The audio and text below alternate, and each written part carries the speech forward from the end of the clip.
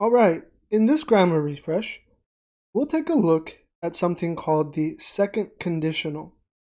Now, in English, we have different types of conditionals: zero type, type 1, 2, 3, mixed conditionals, okay? And you'll get practice using all of them, but here we're looking specifically at the second conditional, type 2. So this is used to talk about a hypothetical situation. Okay? And hypothetical means something that hasn't happened. Okay? You're just imagining if it did happen, okay, what kind of thing would you do? This is hypothetical situations. Now, in this second conditional, because it is hypothetical, okay, we're going to use the phrase, if I were you, I would, and then you say what it is that you would do. Okay, so you're expressing your own opinion or your own advice about this situation. Now, because this is hypothetical, we're going to use the were form of the verb to be. Okay, were, W-E-R-E. And it doesn't matter if we're talking in first person or third person, it's always going to be were. We're not going to change it to was. This is because it is hypothetical. Okay, so we're using this in a hypothetical situation. So we always keep it as were.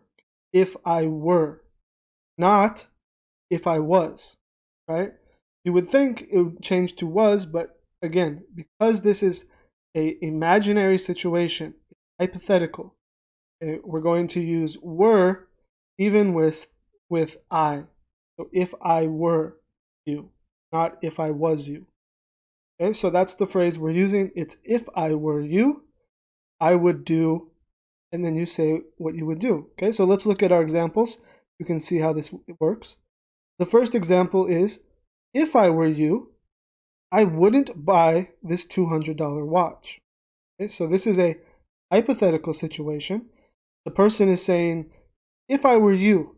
Okay, so that means, if I was in your situation and I was doing exactly what you're doing right now, I wouldn't buy this $200 watch. Okay, so you're kind of giving your opinion, your advice. The next example sentence, if I were you, I would definitely buy one more chair. Okay, so again, if I were you. So you're putting yourself into that person's situation. If I were you, I would definitely buy one more chair. Okay? So I would definitely buy one more chair. In this grammar refresh, we're going to take a look again at these informal contractions. Okay? And here we're focusing on these informal verb contractions. And again, these types of contractions are mainly used only for speaking. Okay, so you're writing a letter or you're writing a paper at school or at work, you don't want to use these contractions and write them out. It's mainly for speaking. Now, the verbs we're going to look at are very common informal contractions, and these are the verbs want to, have got to, and going to. Okay, so let's look at each one and its contraction. Want to, okay, so I want to, changes to wanna. Okay, so I want to or I wanna.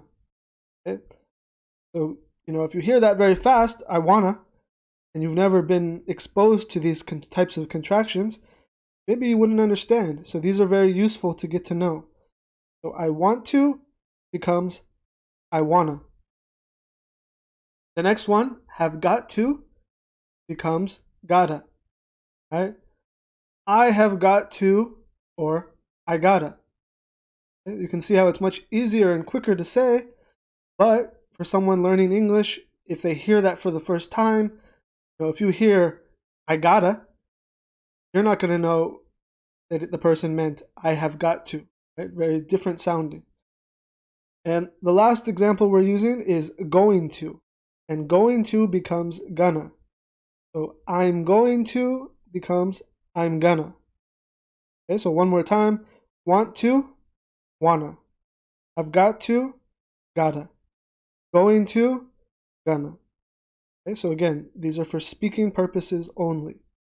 Let's look at these example sentences so you can hear them in a full sentence. The first one is, they don't want to give me a 10% raise since I've only worked here for 3 years. Slow it down. They don't want to give me a 10% raise since I've only worked here for 3 years. They don't want to give me. They don't want to give me. So again, this wanna is for want to. So really we're saying they don't want to give me. They don't want to give me. But you can see when you're speaking, that's not very easy to get out of your mouth. They don't want to give me. Much easier to say they don't want to give me. Right? They don't want to give me. The next example, you're not going to cut down your expenses by buying a third car. You're not going to cut down your expenses by buying a third car. Okay, now in this sentence, you can see we're using gonna. You're not gonna cut down your expenses. You're not gonna cut down your expenses. Now this is shortened from you're not going to cut down your expenses. You're not going to cut down your expenses turns into you're not gonna cut down your expenses. And the last example sentence, I gotta go. I'm meeting up with Claire in half an hour. I gotta go. I'm meeting up with Claire in half an hour. So again here, now we're using gotta or have got to. So if we didn't contract it, it would be I have got to go. I'm meeting up with Claire in half an hour versus I gotta go. So I have got to go. I gotta go. Much quicker, much more casual. And if you use these types of informal contractions, you'll sound much more natural and like a native English speaker.